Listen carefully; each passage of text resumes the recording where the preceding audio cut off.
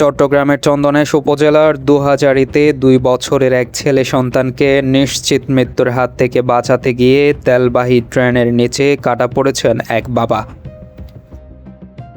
আজ বুধবার বিকেল ৫টার দিকে দুহাজারী পৌরসভার রেল স্টেশন সংলগ্ন এলাকায় হৃদয় বিদারক এই দুর্ঘটনাটি ঘটে।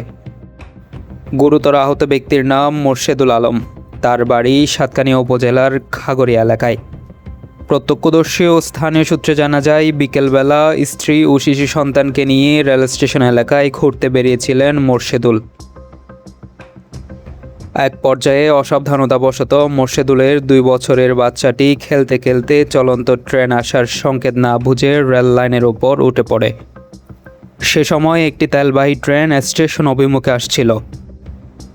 নিজের বাচ্চাকে রেলে কাটার মুখে দেখে নিজের জীবনের মায়া ত্যাগ করে দ্রুত রেল লাইনের দিকে ছুটে যান বাবা মোর্শেদুল। মুহূর্তের মধ্যে সন্তানকে ঠেলে লাইনের বাইরে সরিয়ে দিতে পারলেও নিজেই রক্ষা পাননি।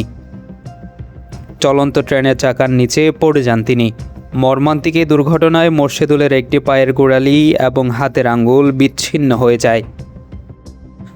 দুর্ঘটনার পরই স্থানীয় প্রত্যক্ষদর্শীরা রক্তাক্ত অবস্থায় তাকে উদ্ধার করে দ্রুত দুহাজারী ৩১ শয্যা বিশিষ্ট হাসপাতালে নিয়ে যান।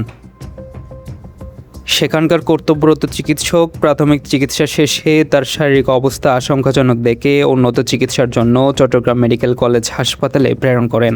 স্বামী স্ত্রী ছবি তুলছে, সেখানে বাচ্চাটা ট্রেন আসতেছে, সে জায়গায় বাচ্চাটা দূরে যায়, বাবাই বাচ্চাতে যেয়ে সেখানে বাবাই আহত হয়।